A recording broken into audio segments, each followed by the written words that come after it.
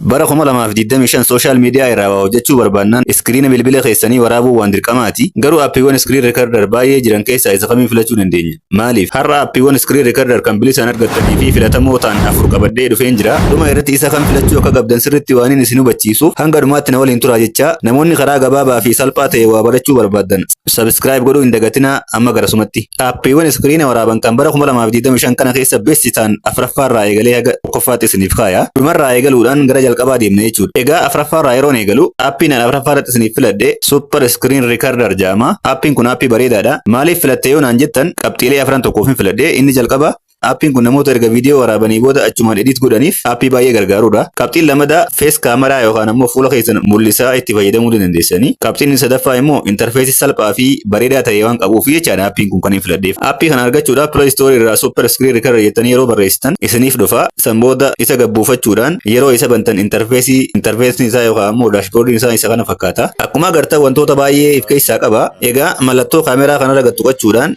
Start Now jechuudhaan iskiriina keessa waraabuu eegaltu jechuudha. Aappiin inni sadaffaa Mobizen Screen Recorder jedhama. Aappiin kun illee aappii akkaan gaariiti. Maaliif yoo jettan tokkoffaa nama beginner yookaan ammoo amma jalqabuuf perfectidha jechuudha aappiin kun. Kan lammaffaa ammoo Full HD yookaan ammoo quality video 1080 itti waraabuu dandeessu. Kan sadaffaa audio itti waraabuu dandeessu, audio qofa itti waraabuu dandeessu akkasuma editing tool of keessaa qaba jechuudha. Kanaaf aappiin kun aappii akkaan bareedaa fi murteessaa ta'edha. Aappii kana buufachuudhaaf Play Store bantanii bakka search jawarratti Mobizen Screen Recorder jettanii yoo barreessitan ni argattu. Yeroo gabbuufattanii isa bantan interfeesni isaa kana fakkaata. Akkuma agartan gara gubbaa kana opshinoota hedduu qaba jechaadha. Opshinoota kana hundaa'u tokko tokkoon itti fayyadamuu dandeessu. Aappiin inni lammaffaa AZ Screen Recorder jedhama. Aappiin kunis aappii baay'ee perfect ta'edha. Sababni isaa qabxiilee afran takka qaba. Sababni aappiin kun itti aappii baay'ee gaarii ta'eef maali jennaan tokkoffaa namoota miiliyoonootaatu itti fayyadama. Ana dabalatee jechuudha. Ani illee aappii kanaan fayyadama. Inni lammaffaa karaa salphaa ta'e waraabuu dandeessa. Akkasuma editara hanga tokko isa keessaa waan qabuuf viidiyoo kee edit godhuu dandeessa jechuudha achuma keessatti. Inni lammaffaa laayivii record godhuu dandeessa jechuudha aappii kanaan. Laayivii osoo jirtu laayivii kee record godhuu dandeessa. Kanaaf aappiin kun aappii baay'ee bareedaadha.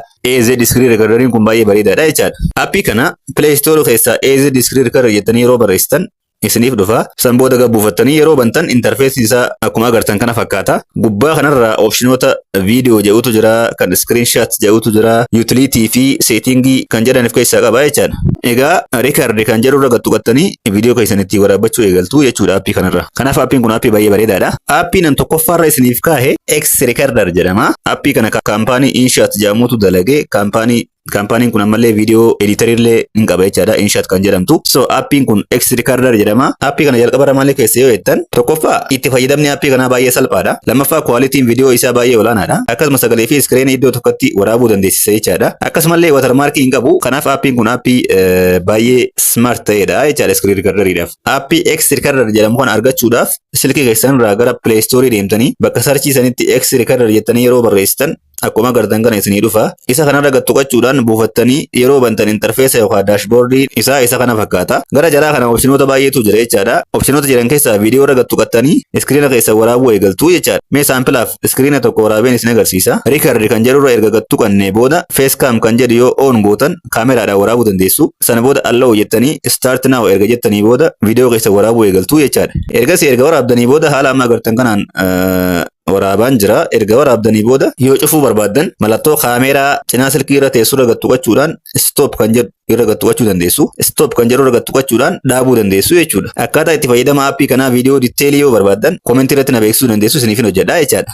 Egaa walumaa galatti aappiiwwan kanneen keessaa tokko filachuun dura wantoota kanneen beekuu qabdanii. Tokkoffaa irratti storage silkii keessanii gahaa ta'uu qaba. Inni lammadaa quality barbaaddan beekuu qabdan jechaadha. Quality'n isin barbaaddan HD dha moo Full HD dha kan jedhu san beekuu qabdanii. Inni sadaffaa iskiriina qofa moo iskiriinaa fi audio waliin waraabuu akka barbaaddan beekuu qabdanii jechaadha. Iskiriina qofa yoo ta'e iskiriina qofa, iskiriinaa fi audio waliin waraabuu yoo barbaaddan ammoo waliin waraabuu akka dandeessan beekuu qabdanii jechaadha. Dhumarratti amma dabareen kan keessanii waan ta'eef aappiin isin barsiise kana keessaa aappii kam akka filattan komentii irra naaf kaayaa jecha. Viidiyoolee teknoolojii akkanaa yoo feetan subscribe tuquu hin dagatinaa isiniin ja'a. Waan daawwattaniif galatooma. Viidiyoo biraatiin wal agarra.